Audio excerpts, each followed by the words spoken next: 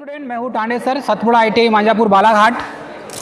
दोस्तों आज का जो प्रैक्टिकल हम करेंगे, आज के प्रैक्टिकल में सिंपल घर की जो हाउस वायरिंग होती है, अर्थात किसी एक घर की और एक घर के एक कमरे की वायरिंग करेंगे। तो किसी एक कमरे में यदि हमने ट्यूबलाइट, 2 लैंप और एक सीलिंग फैन और उसके साथ में यदि आप बज़र लगाना चाहें या बेल लगाना चाहें तो आप लगा सकते हैं। तो सिंपल किसी घर की जब वायरिंग कनेक्शन करेंगे स्टूडेंट, तो उसके लिए हमें कौन कौन से टूल्स और इक्विपमेंट्स की आवश्यकता होगी तो हम यहाँ पर दोस्तों देखेंगे। में जब भी आपको ड्रिल करना होगा या आप कनेक्शन करेंगे तो उसके लिए कसने के लिए सबसे पहले आपको ड्रिलर की आवश्यकता होगी। तो ये ड्रिल मशीन की आपको आवश्यकता होगी स्टूडेंट टूल्स में। तो ये जो है ड्रिल मशीन, इससे आप होल करेंगे यदि आप वायरिंग कर रहे हैं तो। उसके बाद वायर की आवश्यकता पड़ेगी, तो हमें 1 mm², 1.5 mm², 2 mm² या 2.5 mm²। तो जैसे लाइट एंड फैन के लिए 2 mm² तक आप यूज़ कर सकते हैं स्टूडेंट। 2 mm² के ऊपर सीधे आप यूज़ करेंगे पावर लोड के लिए। उसके बाद है कुछ टूल्स में आपको ये कॉम्बिनेशन प्लायर या कटिंग प्लायर आपको देखने मिलेगा। तो ये कटिंग प्लायर है स्टूडेंट, इसकी आवश्यकता होगी। कॉम्बिनेशन प्लायर की आवश्यकता होगी हमें। स्क्रू ड्राइवर की, तो ये अलग अलग साइज़ के स्क्रू ड्राइवर आते हैं, इसकी आवश्यकता होगी। इसके बाद देखेंगे तो ये हैमर दिख रहा है स्टूडेंट, तो ये हैमर की भी आवश्यकता होगी हमें। शेडल, ये शेडल है, शेडल का भी यूज़ करना होगा। यदि आप पाइप वायरिंग कर रहे हैं तो शेडल का यूज़ करेंगे। यदि आप केसिंग केपिंग वायरिंग कर रहे हैं तो आप इस केसिंग केपिंग का यूज़ करेंगे। जंक्शन बॉक्स का यूज़ जब आप conduit PVC conduit pipe wiring करेंगे तभी इसका यूज़ कर सकते हैं स्टूडेंट। इसके बाद है एनर्जी मीटर। एनर्जी मीटर आपको लगाना होगा। जब तक आप एनर्जी मीटर नहीं लगाएंगे तब तक कनेक्शन जो है आपका सुगमता से नहीं दिखेगा। यदि आप एक ट्यूबलाइट का कनेक्शन करते हैं तो आप ट्यूबलाइट भी उसमें लगा सकते हैं स्टूडेंट। उसके साथ में ये PVC कंड्यूट पाइप वायरिंग, तो हमने कनेक्शन में आधा PVC कंड्यूट पाइप वायरिंग और आधा हमने केसिंग केपिंग वायरिंग को शो किया है दोस्तों। उसके साथ में आपको लगेगा यदि जब आप कनेक्शन कर लेंगे तो सीरीज टेस्टिंग बोर्ड की आपको आवश्यकता होगी। तो हम यहाँ पर सीरीज टेस्टिंग बोर्ड का यूज़ करेंगे जिससे आप कनेक्शन कर सकते हैं। तो दोस्तों इसके बाद हम चलेंगे सीधे प्रैक्टिकल बोर्ड पे। तो जहाँ पर हम प्रैक्टिकल परफॉर्मेंस करके दिखाएं, आप सीधे वहाँ चलें सर्किट डायग्राम की ओर। तो सर्किट डायग्राम में देखेंगे हम, तो ये हो जाएगा स्टूडेंट, यहाँ से ये सर्विस लाइन हो जाएगा। इसमें एक न्यूट्रल एक फेज सर्विस लाइन का हो जाएगा स्टूडेंट। उसके बाद इसके ये दूसरे जो पॉइंट होगा, ये दूसरा पॉइंट यहाँ हो जाएगा आउटगोइंग के लिए, अर्थात कि ये 2 पॉइंट इनकमिंग के लिए होगा। एनर्जी मीटर लगा हुआ है, इसे एनर्जी मीटर कहेंगे। अब एनर्जी मीटर का जो कनेक्शन है यहाँ से मिलेगा ये सीधे MCB में। तो ये स्टूडेंट ये दिख रहा है आपको डबल पोल MCB है। डबल पोल MCB से इसका कनेक्शन अब ये जाएगा सीधे स्विच में।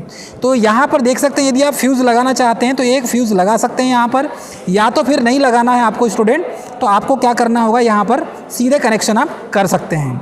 चलिए इसके बाद ये इंडिकेटर लैंप हो जाएगा। एक फ्यूज़ लगा दिया हमने, एक इंडिकेटर लैंप लगा दिए। तो ये रूम का कनेक्शन हो गया, पर्टिकुलर किसी एक रूम का। तो यहाँ पर सिंगल रूम का यदि कनेक्शन करते हैं तो कनेक्शन करने के लिए ये एक लैंप हो जाएगा। और ये लैंप का जब कनेक्शन करेंगे स्टूडेंट तो यहाँ पर एक लैंप लगा हुआ है और ये लैंप का स्विच यहाँ पर दिया हुआ है। उसके बाद वैसे ही एक फ़ैन रेगुलेटर लगा हुआ है और ये इसका कनेक्शन यहाँ पर हमने कर दिया। तो इसे सीरीज़ में कनेक्शन करेंगे। रेगुलेटर का सीलिंग फैन लगा हुआ है। उसके बाद यदि आपको एक सॉकेट लगाना है, 2 पिन सॉकेट, तो 2 पिन सॉकेट का कनेक्शन आप कर सकते हैं।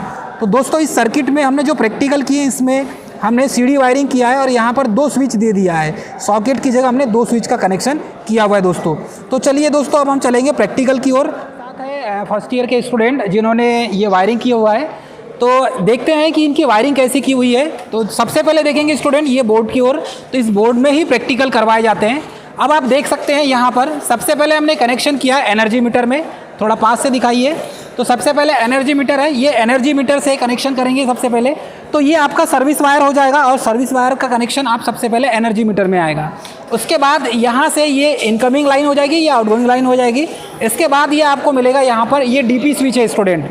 तो जैसे ये DP स्विच है, ये इसे आप नीचे करेंगे तो मेन सप्लाई ऑन हो जाएगा।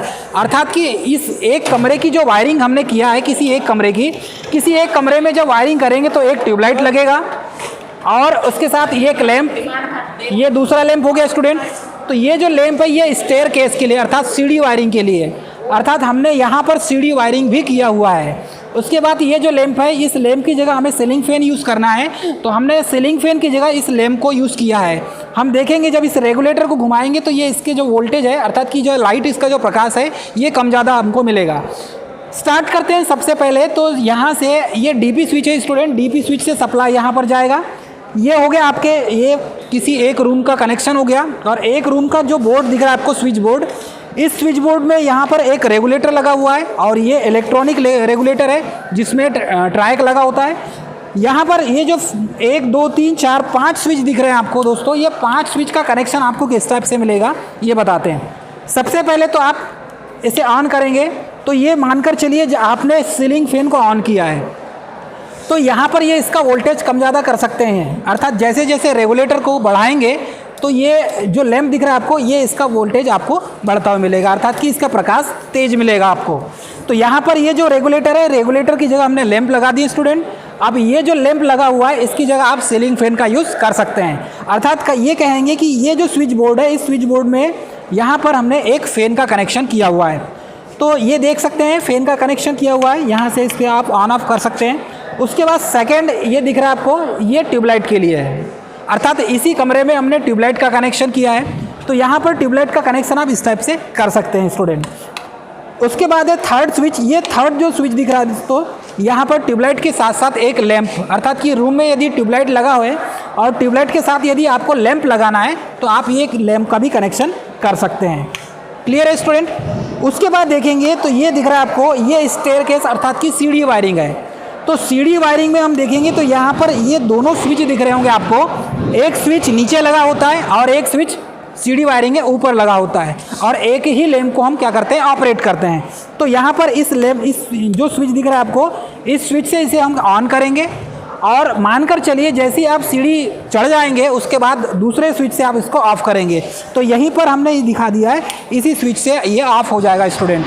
तो इस तरीके से ये जो कनेक्शन है, ये एक ही कनेक्शन में, अर्थात कि एक ही स्विच बोर्ड में ट्यूबलाइट का भी कनेक्शन हो गया, लैंप का कनेक्शन हो गया, स्टेयरकेस अर्थात कि सीढ़ी वायरिंग का कनेक्शन हो गया और सीलिंग फैन का भी कनेक्शन हो गया।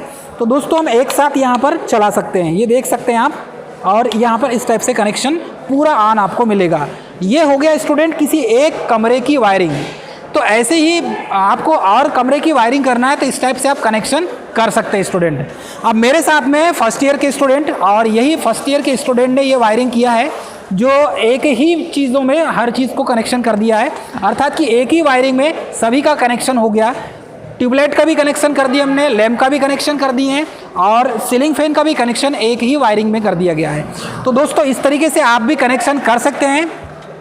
मैं उम्मीद करूंगा कि आपको ये जो वायरिंग है आपको पसंद आई होंगी। दोस्तों हमारा वीडियो यदि अच्छा लगा हो तो हमारे चैनल को सब्सक्राइब, लाइक, शेयर करना ना भूलें। थैंक यू दोस्तों।